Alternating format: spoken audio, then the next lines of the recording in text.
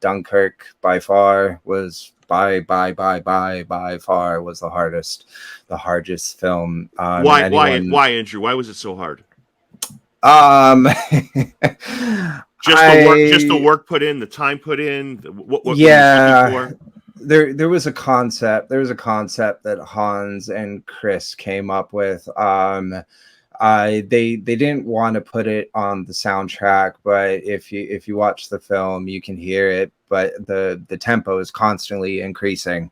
Yes, yes. So it is this illusion that makes you feel as if it is speeding up, but it's not really speeding up. It was hell. It was absolute hell.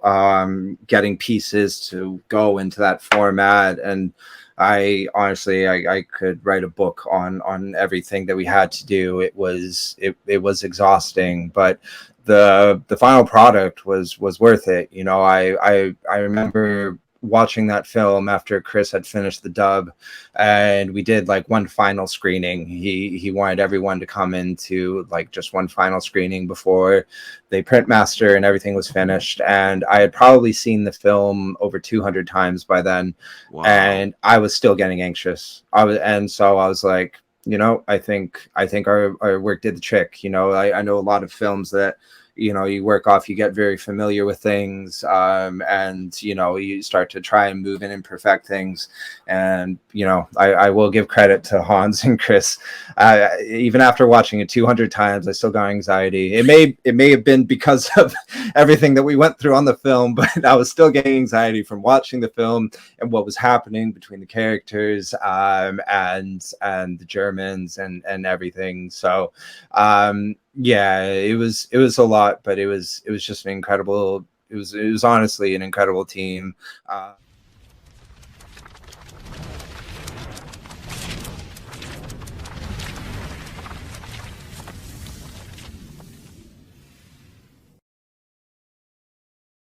Amazing. Hey Perfect. Derek, how are you? So happy to finally be talking to you, man. Like I'm a big fan of a lot of your work.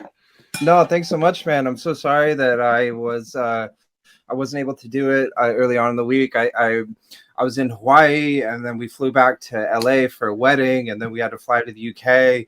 And I'm also finishing up a couple projects, so I think it was, yeah, it was bound to happen that I was going to get sick at some point. Yeah, I get it, and I'm glad you're feeling better. So I have to say, you know, as somebody who's half Polish, but I have to look at your last name and wonder how what's your percentage when it comes to being Polish? I'm like 85%, 90%. Wow. Can you speak it? Yeah. No, unfortunately, I can. I can speak like a little bit here and there. But yeah, my mom spoke to me about it when I was a kid, but when I Oh, went to okay. like kindergarten at 5, I came home and I was like, stop talking to me all weird. And she stopped speaking to me in Polish. So I know a few words, and but nothing too crazy. Gotcha, gotcha. Where did you grow up, Andrew? I grew up in Orange County. Wow. Okay. Um, yeah. I was born in Orange County. My parents still live there. Moved to LA when I was 18. And then yeah, have been an Angelino ever since, really. Wow. Wow. You know, is there, you know, as growing up as a kid? I mean, were you were you a cinephile? Were you somebody that just loved movies? Yeah, no, absolutely. I mean, I think my dad was the one who really got me into films. I remember he sat me down when I was like 8 years old and played me Blade Runner. And I think it may have been a little too young to see a sci-fi film like that, but yeah, he was, you know, I remember him showing me Apocalypse Now and you know, Clockwork Orange and a lot of like the really old greats, and then also like new and modern stuff. And yeah, I think, you know, as a kid, it was definitely going to see films with friends on the weekend and stuff. But it wasn't until I was probably like 19 or 20. I remember there was like it was like a February, and I was going through Netflix, and this was like the early days of Netflix, probably like 16 years ago. And I was like going through making all my selections of all these films I wanted to watch, and I remember my watch list had probably over 400 films. Wow. And I told myself that summer I would do nothing but watch films. And I watched probably 320 of them. So, I mean, but that was when I was in the industry and I was starting to, really get into it and stuff. So it's funny how those things kind of flourish, after years. So looking at your work, and anybody that IMDb's you can look at your work, you are a part of some pretty freaking amazing projects and iconic movies. How tough is the road to being a composer for how was your path, Andrew? How tough has it been? I want to say it's tough for everyone, but it's tough in different ways. But to be perfectly honest, it really comes down to the person and their work ethic. Right. I started, yeah, let me just kind of like tell my story in a little bit Sure. more detail. But yeah, I went to Los Angeles recording school, which was school for like recording engineering, in Hollywood. And I really only went to this school to learn how to write music on computers, because I was in like bands growing up, and and I would play guitar, but I would always like play melodies in my head or harmonies, and I needed other people to see these things come to fruition, and I always wanted to learn how to do that on a computer. So I went to the school to learn how to do that, and they had an internship program, and I went to my guidance counselor, and he's like, all right, so we have this internship with this guy named Hans Zimmer. And I was like, who the hell's Hans Zimmer? I had no idea what film music was. I had no idea like what this whole world was. I was very much a rock, pop, EDM guy. I was very much into songs and records and everything. And of course, I noticed music and films. But once I had this conversation with him, I started to really dive into it, and I was like, oh my God, I love the music from Pirates. I love the music from Gladiator. Like, I didn't know that there was one guy that did it. I thought that they hired bands, and all these bands did all these different pieces of music, classical and whatnot. And it kind of like really came to my surprise. But when I started working there, I really started to see that what made Hans and everyone around him so successful was work ethic. This was all they did. They worked tirelessly day after day after day. They didn't take days off. Like, this was their life. It wasn't just their hobby or their profession or their career. Like, they consumed themselves with that. And so what I did from there is I decided to consume myself in the industry. I decided to consume myself in music, in film. I was always at the studio. I started off working with Lorne Balfe as technical assistant. But then I was also I would also write for him, make sounds for him. And I was always just taking any opportunity that could come. And I think 2009 was my second year working in the industry. And I remember I got to Christmas at the end of the year, and I was like going through the calendar, and I was like, oh my gosh, I've only had 5 days off this year. In the whole year, I worked continuously, and it was 80, 100-hour weeks. So I think, to be perfectly honest, that's the reason why I made it. Sure, there are things like talent and skill and taste and artistic license and everything, but the thing that helped me more than anything was work ethic, and was taking every opportunity that I could possibly jump at, trying to flourish every relationship that I made with directors, screenwriters, agents, editors, whatever it may be. I just really consumed myself in this world, and yeah, just took every opportunity when they came. Yeah, it's a great story and great kind of philosophy. Let me ask you, Andrew. I feel like great athletes, great actors, composers, they have the same philosophy. Either you're all in or you're not. Like, it's just, you have to be Yeah. consumed. But is there ever a risk of like burnout? Like, don't you ever need a time where it's like, you know what, I need to step away because listen, 2, 3, 4 more years of this, and I'm not gonna, is that a fear too? No, no, it absolutely is. I've had fear of burnout every single year. I mean, there, even just this year, I started on Gran Turismo in February. I finished in June, and then I went to LA to work on Dune, to help out Hans on Dune 2. And, I was just there for like a month and a half, but I remember at the end of it, I was talking to my girlfriend and I was like, I can't keep doing this. Like, I need a break. I need to recharge. And I think that, burnout isn't, always what you think about. It's not always what you think how it is. Right. That you just like, you're going to have this nervous breakdown. You have to be admitted into the hospital, set up with an IV, whatever. Burnout comes in a lot of different ways. And I think that I was burned out 4 years ago because I wasn't watching films anymore. I wasn't listening to music for fun. I was listening to talk radio. I was listening to podcasts. I was getting really into politics. I had found that I lost my love for film and music and television. The only TV that I watched were like old reruns, or just I watched The Office for the ninth time because it was giving me that dopamine hit that I was needing, because it was something familiar. And I really fell out of love with cinema. And I think it was about 2 years ago, I started to watch film again. I started to listen to music. I started trying to listen to new music, find new music, not just listen to old things that I loved. I started to explore. And I think over the last 2 years, I found that love again, because my love was truly burnt out. And because I was so I was so immersed in the industry that I didn't see what life was outside of it. And I just, you start to become a drone, and you just start to, do your work. You listen to music for influence.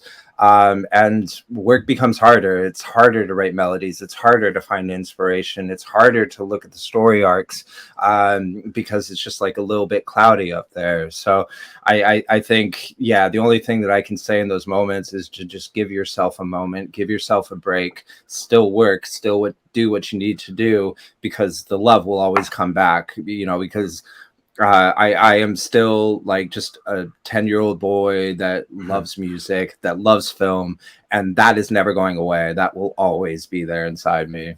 Yeah, it's scary too, because like when a composer tells you that, he kind of wanted to away from it. Like that's a kind of a wake up call in a way, right, Andrew?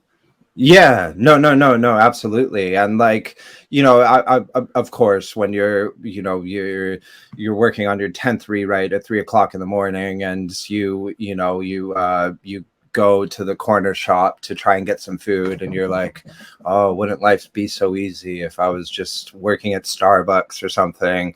Right.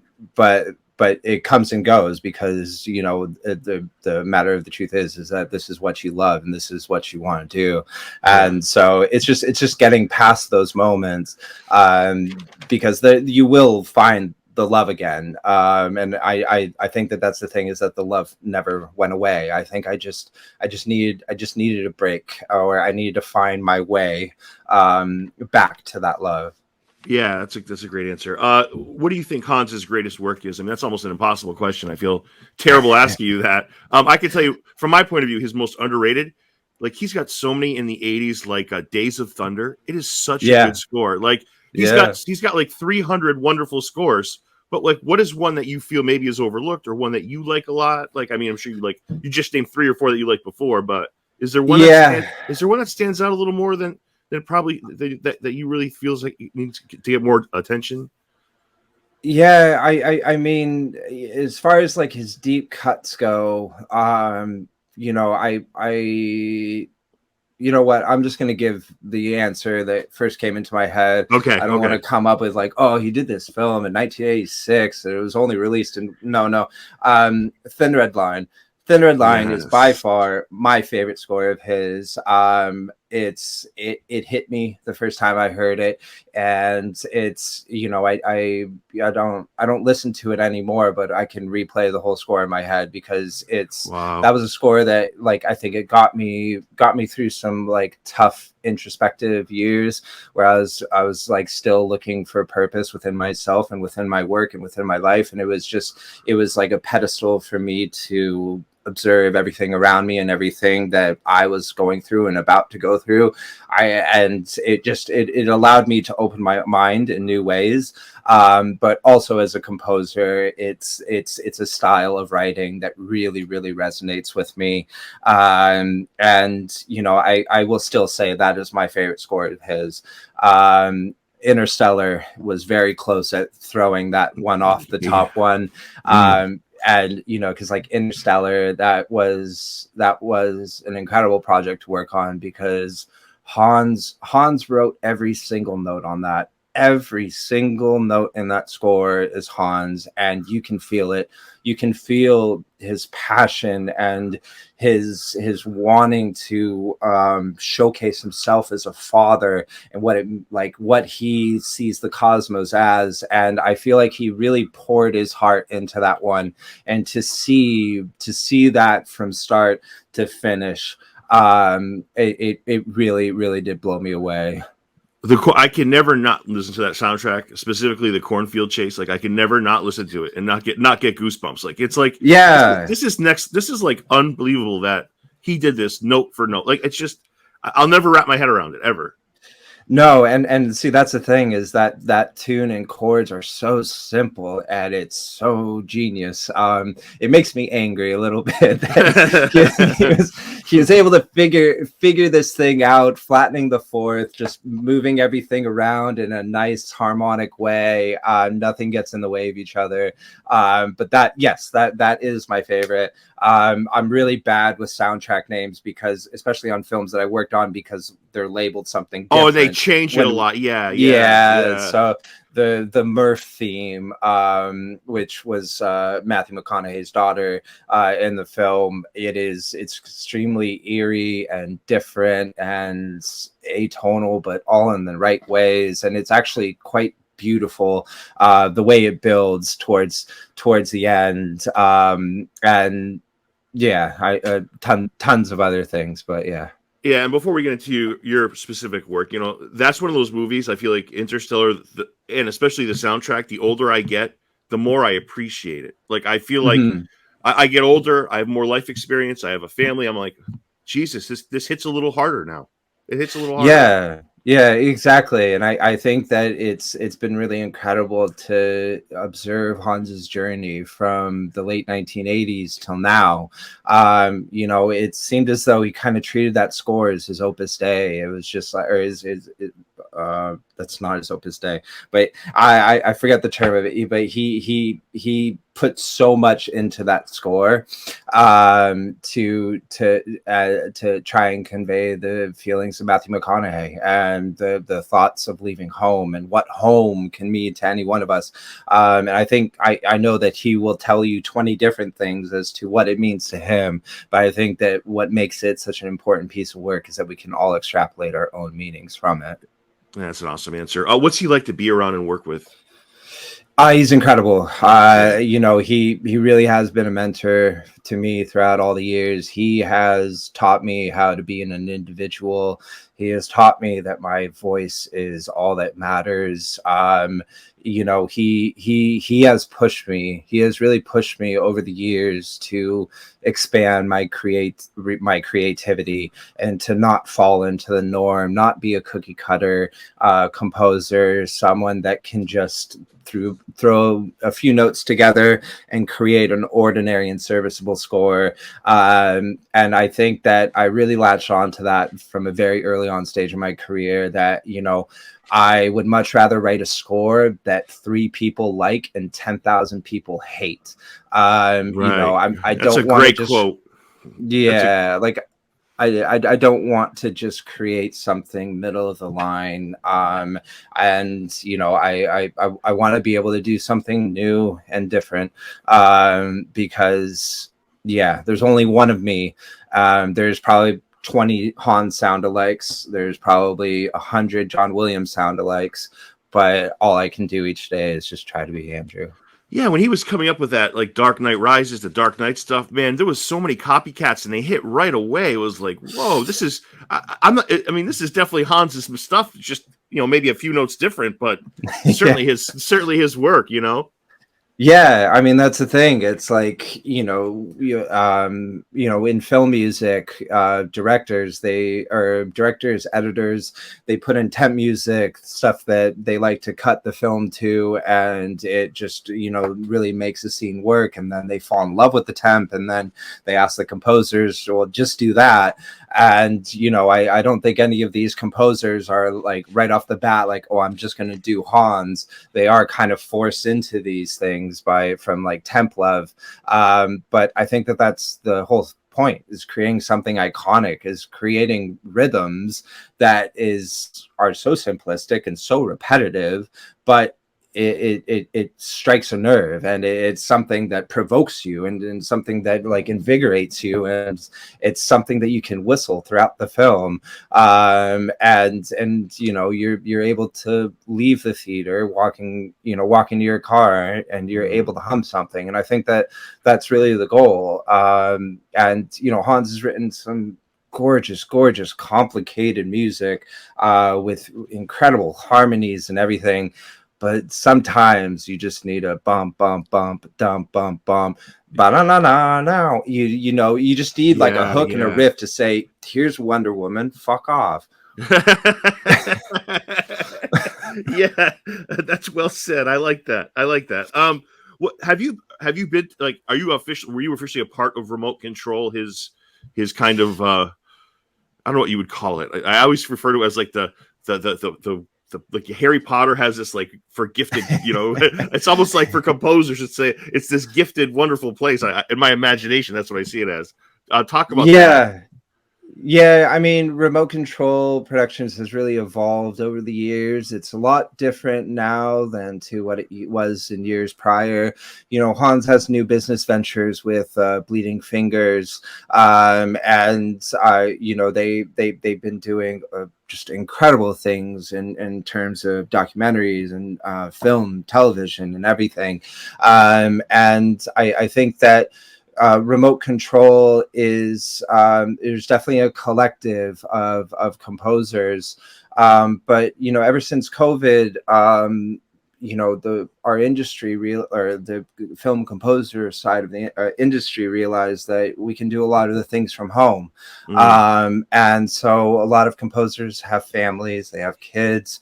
Our job is incredibly demanding. It does take late hours, and being able to have a studio at home so that you can wake up with your kids, you can have dinner with them, it means that you can be a family man but also be successful in this industry.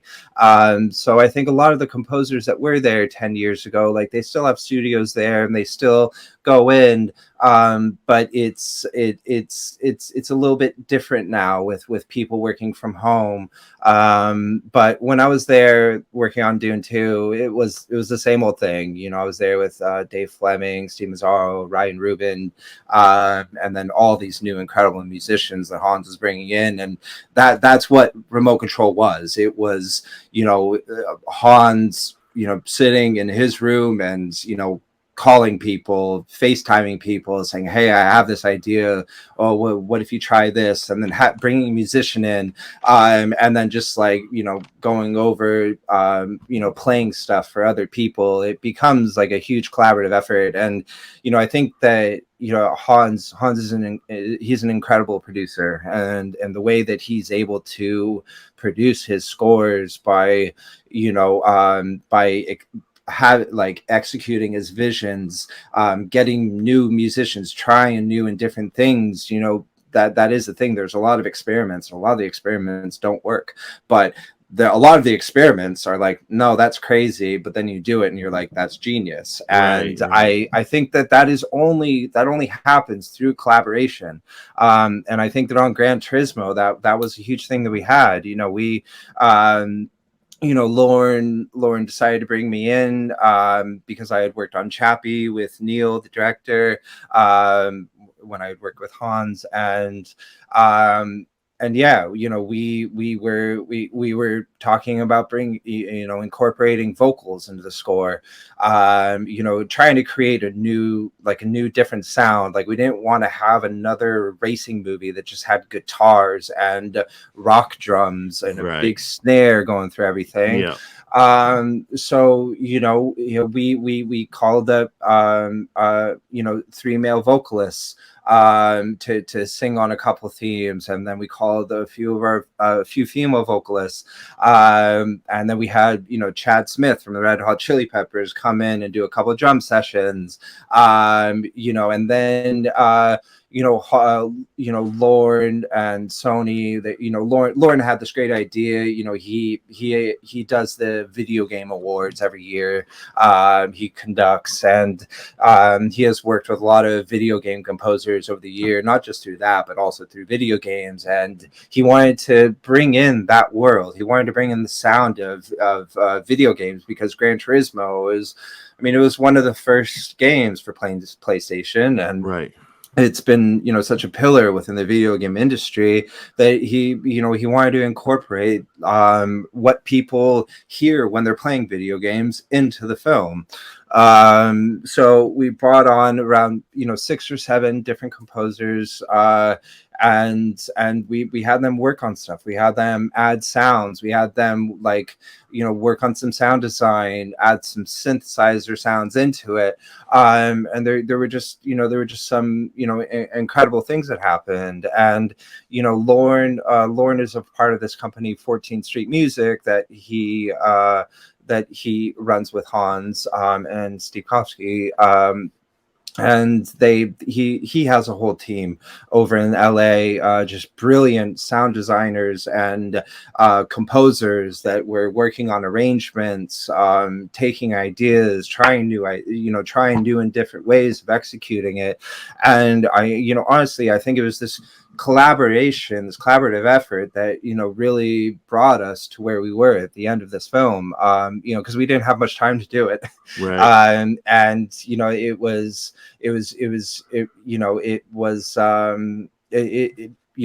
lot of ideas had to be flushed out and figured out in a couple months only. So I think we definitely took that that remote control atmosphere of being collaborative, because it's, yes, of course, one person can do all do anything and everything, but there's only so much time, and it's good to get other people in to see where you can take it.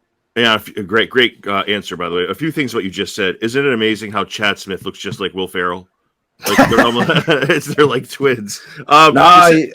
He makes jokes like Will Ferrell too. I asked the engineer. I was like, "Are you sure Will's not in the building?"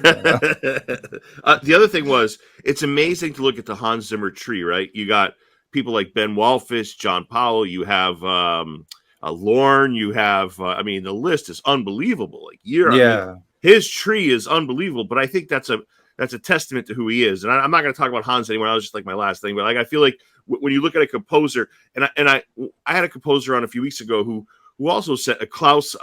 Who's the Badlet.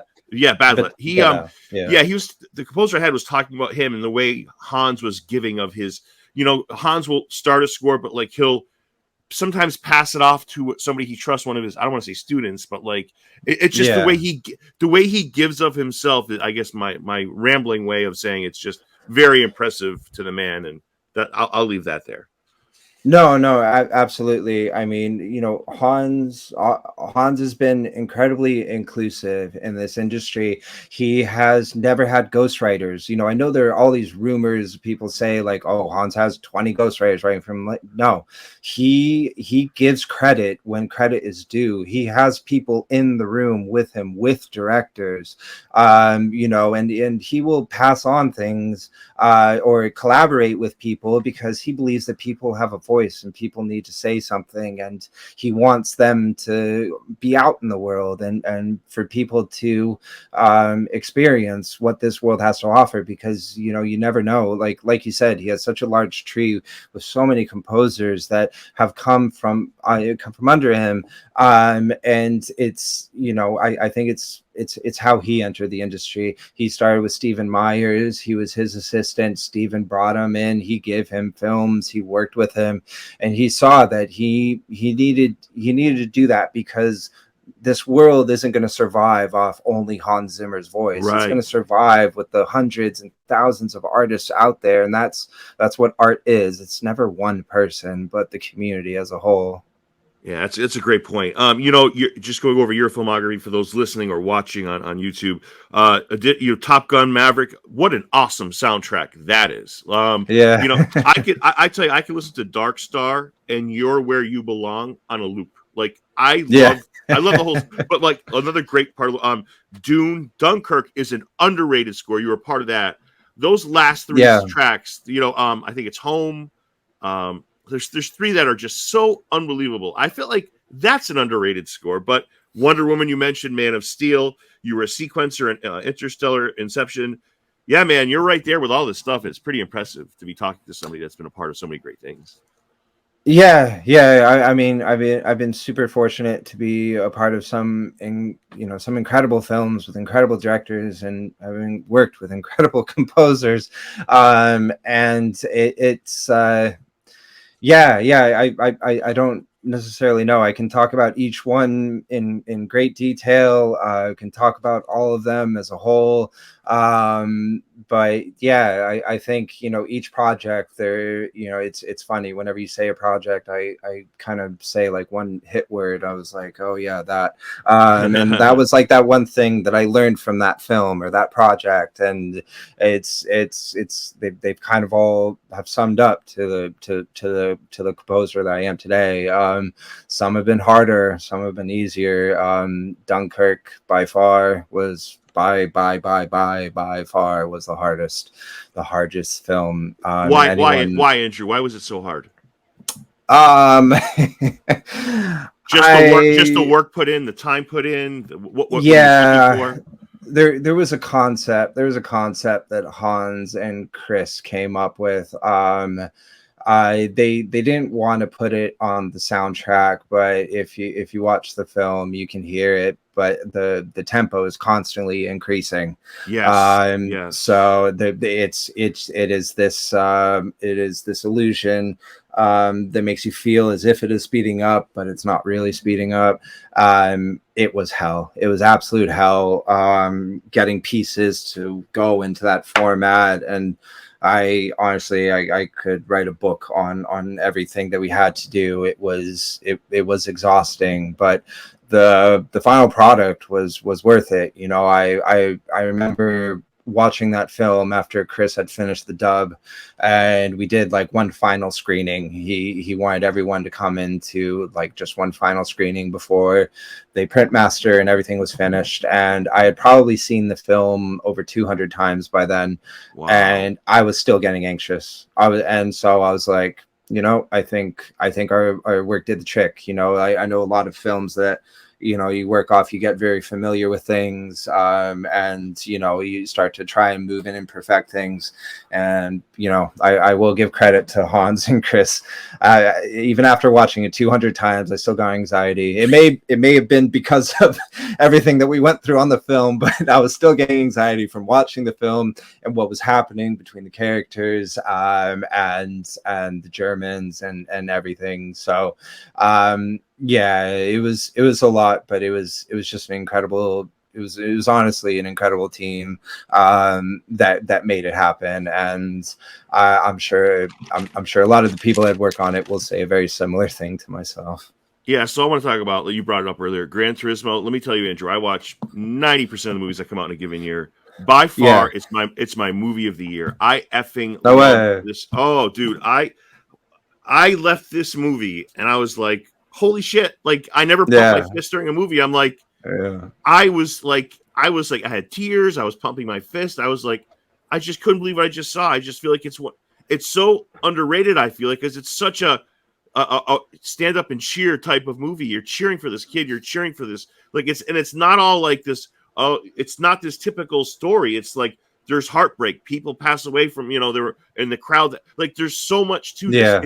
If I could convey one thing to anybody watching, it's don't think you know what's going to happen. It's just, I don't know. I Niels Blomkamp is one of the best directors on the planet. But what did you want to say about this? Because I think it's just a terrific movie. Yeah, I mean, honestly, when I first watched it, it was much longer. It was probably close to 3 hours, but I was captivated by the story. I didn't feel like it was too long. I felt like it moved across as a nice pace. There used to be a lot more of the father in it, and I still think some of the scenes with the father are very compelling. But I feel that it was. The fact that it was a true story made me, kind of love it all the more. And right. Just, there were times where I really felt for Jan, and I felt for the journey that he was going on. I think I think that that's the thing, that everyone kind of has that underdog, not everyone, but most people in this world have like that underdog story of wanting something more in life. Yes. It may not be like a professional racer or working in film or whatever it may be, or professional athlete. It could be certain things in life. It could be getting a degree. It could have been, becoming a scientist. Like everyone has certain aspirations, and a dream. And this was a moment where that could have become a reality. Honestly, when I heard the first 20 minutes of the movie, I'm like, yeah, okay, they took these gamers and put them into cars. Yeah, that's a sweet story. Okay, thanks. But the fact is that it's real, and these people were actually able to to achieve this. And it's to this day, like with iRacing, some of these people race professionally with iRacing, and there have been a lot of sim racers that have moved on to be professional drivers. And same, I know Gran Turismo and has put out a couple as well, and it's impressive. It's just it's incredible that these people are able to make their dreams become a reality. And so when that was happening, I kind of really wanted to fight for Jan. I was like, yes, like, why isn't this the crowd of gamers? Like, why can't we create a soundtrack that envelops the sound of everyone? Like every single gamer that will watch this movie and be like, hell yes, let's go. Like, just and people that will fight behind them. So that I think that was something that Lorne and I really tried to do with Jan's journey. And with a couple of his themes, was like, how do we get the sound of the crowd into it?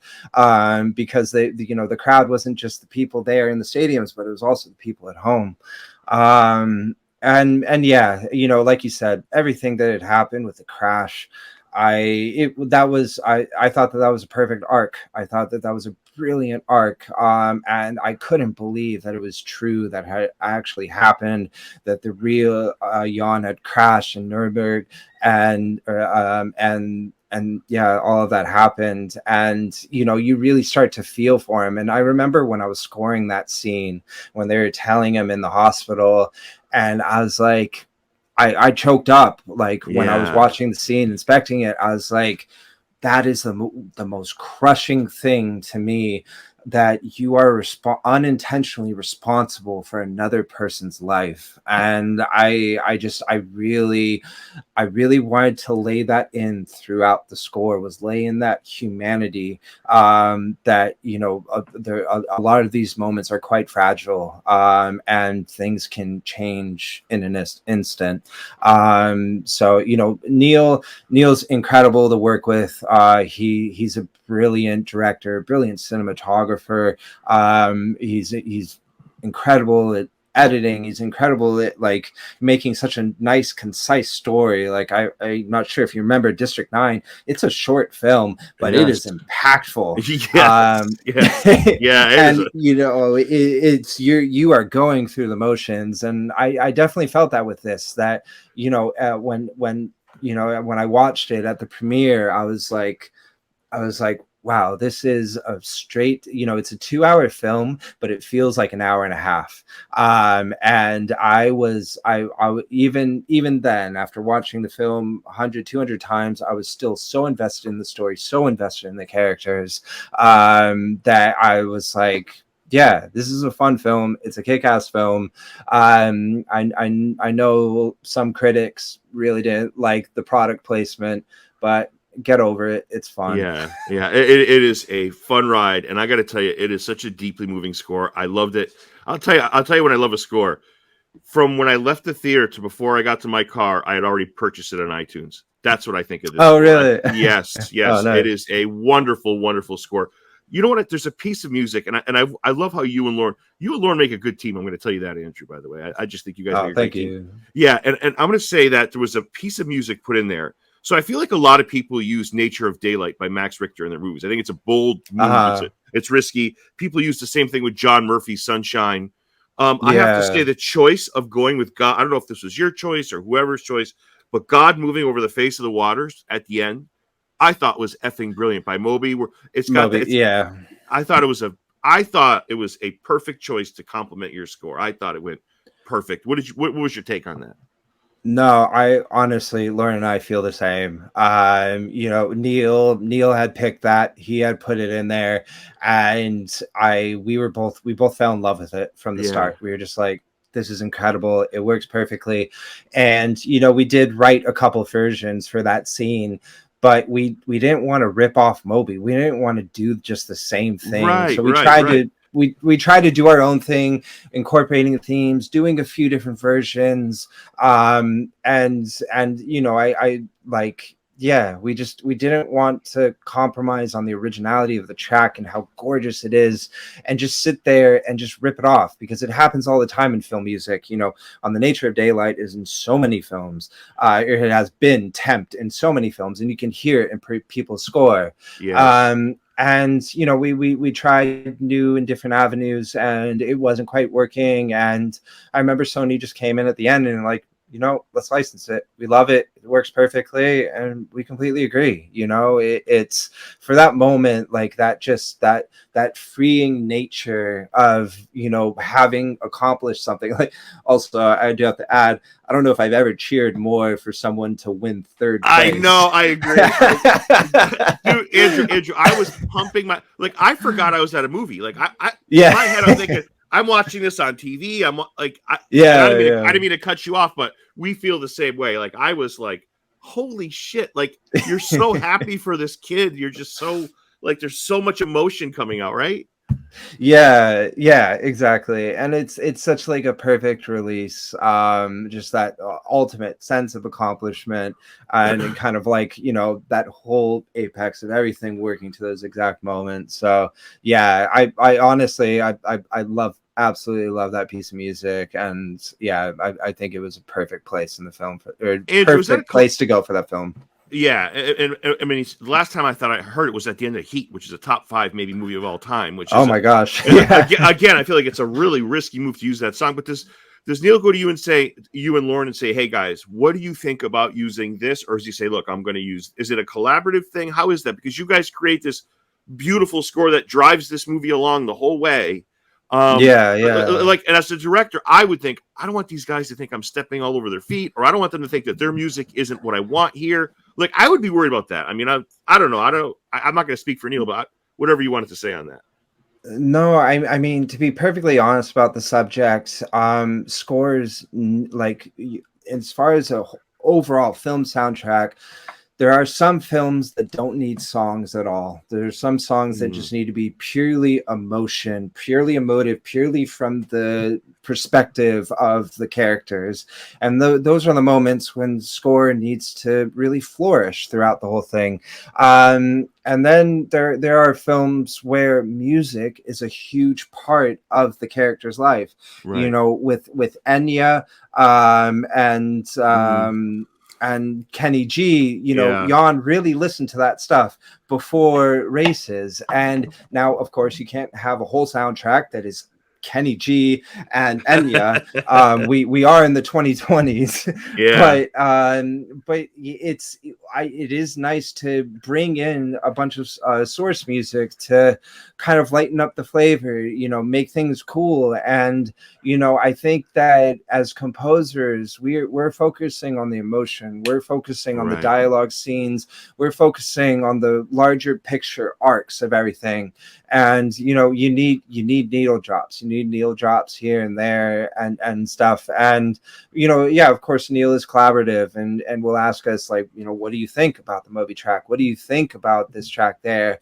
And yeah, you know, we're very, very supportive. Very much want to work on it. But you know, I think the thing is, as composers, is that we have like a specific catalog of songs that we listen to, but I don't think that I'm rushing to get these songs in. You know, I think that it's nice that if I focus on the voice that I'm bringing, then if someone else is like that's what music supervisors, that's what their job is to find licensable songs to put into films, and also directors, producers, you know, people that like to bring in different voices, and I think that I can just focus on my voice, and you know, like in this, and then other people can bring in other voices. You know, on this one, I did write a couple hip hop tracks. I did write a couple EDM tracks, and it was, but I can't do like a whole movie of those, because it's nice to have some variation and to keep things high pace and everything. And also, we only have 3 months to do it. You know, people spend years on tracks. People spend months on hi-hat sounds just for a 2-minute piece of music, and we're focused on writing 80-90 minutes of music in a 3-4 month period of time. So I think timing is a huge thing as well. But yeah, as far as like Gran Turismo goes and a lot of other films, especially working with Hans as well, yeah, you know, you want to have some input. You know, Hans worked with Lady Gaga on her song in Top Gun. You know, he was like, this is an incredible song, we need to bring it into a score, because she wrote a beautiful song, and you know, how could we incorporate this as a theme for Maverick, and the love theme with Jennifer Connelly and everything. So you know, it's tough, because weirdly enough, that is the one question that so many people ask me, and I think I finally arrived that it is different for every film. So hopefully I've answered it in one shape or another. It's a good answer. What people have to realize too, this movie doesn't need a backstory. Like, it's pretty self-explanatory about what it's about, because I feel like HBO had a show called The Last of Us, which was a great show, but I feel like I missed out by not playing the video game or not knowing more. That's not a problem here. That's not like, you could show up not knowing, in the first 5 minutes of the movie, 10 minutes of the movie, it kind of answers anything you have, any questions you have. Yeah, exactly. I mean, it's more about sim racing. It's more about, you know, real life racing and everything. And you know, having played Gran Turismo over the years, it's more about the races, and I think that Neil did an incredible job with the races on this one. And you know, I know that he was trying to get in a lot of the drones that Red Bull uses for their like extreme sports filming documentaries, and he couldn't use some of them because of the IMAX cameras. They're a little bit too heavy, but he was able to get some crazy powerful drones to like try and capture some of these race scenes, and how exhilarating it can be for the drivers. I feel like the budget for this movie should have been more than $60 million. I feel like he got every, because I feel like all these great cars, you have a lot of these crashes, you have, like, I feel like the budget should have been more than that. I mean, I don't know. Yeah, no, I absolutely think so too. I think they're, you know, they could have done a bit more, but in all honesty, with the money that we had, you know, we did as much as we possibly could, and you know, I feel that it definitely conveys the, you know, it definitely drives the story home. You know. Yeah, two last questions. And thank you for all this time. You're such a kind person to give me this. I wanted to say one thing. You brought this up earlier. When you got me thinking about Top Gun. Again, Maverick. The great scene when I was talking about where you belong in the shot of him going around, like I don't know, man. That's Yeah. movie magic. That's where, dude. Composers are the secret sauce to every movie. I don't care what anybody says. They're the secret sauce. Yeah. You know what I'm Yeah. saying? Like you walk out of a Yeah. movie, chances are you feel awesome because of the music you've just heard, right? No, no, absolutely. Yeah, I mean, look right behind you, Rocky. You know, Yes. people feel great because of Eye of the Tiger. They, you know, like, you know, okay, I understand that that's like songs and everything like that. But yeah, I think as far as composers go, you know, Hans, one of the biggest things Hans has ever told me is that you are a storyteller first, a composer second. Right. And that's what our job is. It is finding these arcs and showing the emotion of, like, you just really portraying the emotion of the characters, and you know, being able to subliminally tie the music in to some of the characters or some of the scenes or some of the moods or how people are supposed to feel from scene to scene. And you can really deliver a climax if you've been laying pipeline from the start. You Right. know, if you have been, if that climax within the final 10 minutes is what you are working to, if you're working towards that from the first minute and you're able to pay it off, it's going to have that much more of a resolution. It's going to resonate that much more. And you know, it's incredible. Like whenever I get a film, I always watch the film probably 2 or 3 times with the temp music and everything in it. And then like I, you know, start thinking about ideas and, you know, start having spotting sessions and talking. And then I watch the movie without music, no Right. music, and I just watch from start to finish, and I start to understand a feel of what the film is and how it moves along. You know, where are the spots that I could possibly pick up things, where are the things that I could drop things out.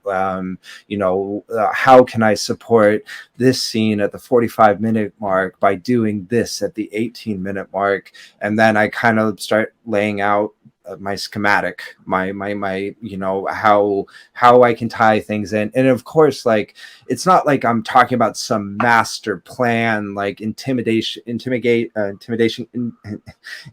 whatever. I'm just going to give up. I'm not going to say. I'm not talking about this master plan on how everything needs to tie into everything. And I'm, you know, like, oh, well, I can tie in this to this. No, it's just the most simplistic things that just come to you. And what do you feel as a human being? What do you feel emotionally? And what do you sit watching it and be like, oh, yeah, that could be cool. And you write it down. If it works, great. If it doesn't, you never have to think about it again. Right. So yeah, there's no like secret plan to everything. It's just being a human and trying to relate with other humans. Yeah. Let me ask you, as a composer, how the hell did Ludwig Göransson write Oppenheimer in 5 days? How the hell did he do that? Did he really say he wrote it in 5 days? 5 days. 5 days. I Oh, mean, I like. okay. I mean, he had to be nonstop in front of that. I mean, but I also feel like Andrew that he might have had ideas going before those 5 days, right? So, like, he's probably, as soon as he finds out he's going to write the music, he's probably in his mind or, you know, doing things along the way that supplement that. But 5 days seems like a very short period of time for me.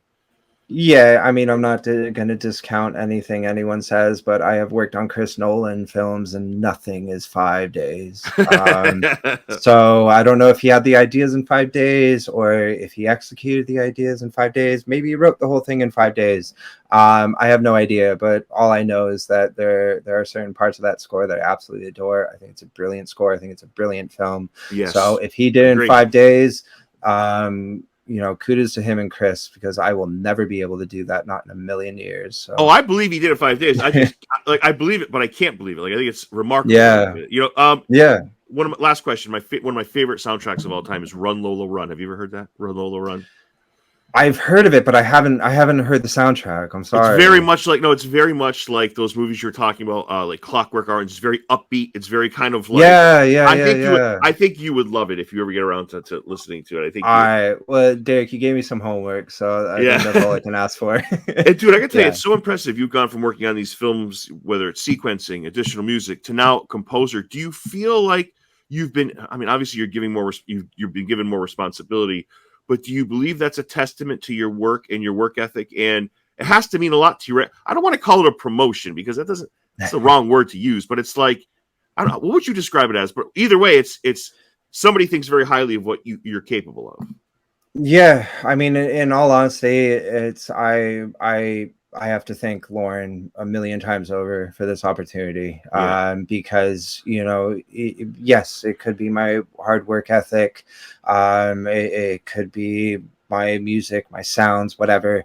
But at the end of the day, he was the one that gave this opportunity. He's the one that called me, and I took my chance. And so I will forever be grateful for him for this. And I think that it's just that, like, Lorne called me to do a Chinese movie about ping pong last year, and so I did that with him. And I think that I think that this may be a byproduct of that. I had a month to write that score, try to write as much as I possibly, or write the best music that I possibly could in the time allotted. And I think in this world everything's connected, and everything leads to something else. And I think the only thing as I can say is never squander any opportunity, no matter what it is, no matter what you think about it.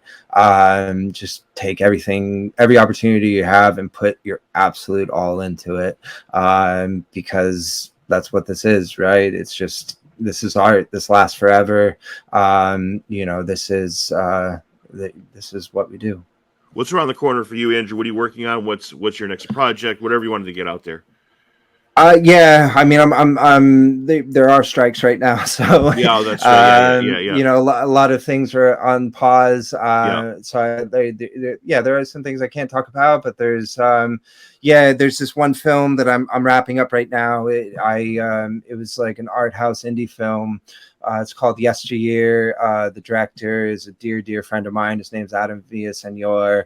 And it's a film. It's about a girl losing her mind going through COVID, and it was a really tough film to work on, because having to relive everything that we went through and lockdown, and trying to emote those scenes and all those things that happened. But it's been a long process. I'm a co-producer on the film. And it's been a couple years now, and I think we're finally coming to the end of the tunnel.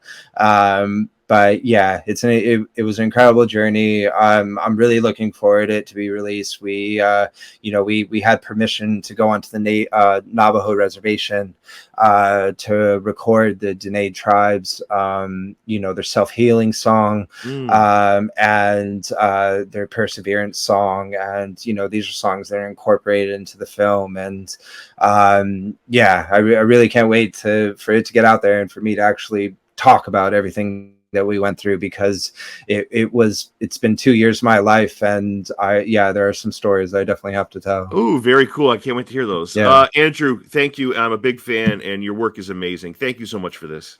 No, thank you so much, Eric. It was really great talking to you. Have a good day.